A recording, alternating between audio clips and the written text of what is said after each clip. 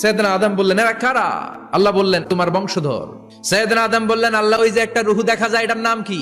এটা তোমার ছেলে দাউদ, সে দুনিয়াতে নবী হয়ে আসবে। সৈয়দনা আদম বললেন, মাবুদ, আমার ছেলে দাউদের কত বছর হায়াত আপনি দিয়েছেন? আল্লাহ বললেন, মাত্র 40 বছর। সৈয়দনা আদম বললেন, মাবুদ, এত ফুটফুটে সুন্দর আমার ছেলে দাউদ, মাত্র 40 বছর দিলেন কেন? আল্লাহ, আপনি বাড়ায় দেন, আল্লাহকে বাড়ানো যাবে না, লেখা হয়ে গেছে। সৈয়দনা আদম বললেন, আমার 1000 বছর থেকে 60 বছর আমি আমার ছেলেরে দিয়ে দিলাম।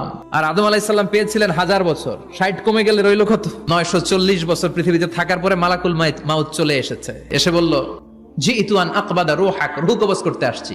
আদম আলাইহিস সালাম বললেন, রূহ কবজ করতে আসছো মানে? আমি বাঁচমু 1000 বছর। মালাকুল মাউত বললেন, না না, ওই যে আগের কথা স্মরণ করেন, আপনি 60 বছর দিয়া দিছিলেন। কয়, না, আমি দেই নাই।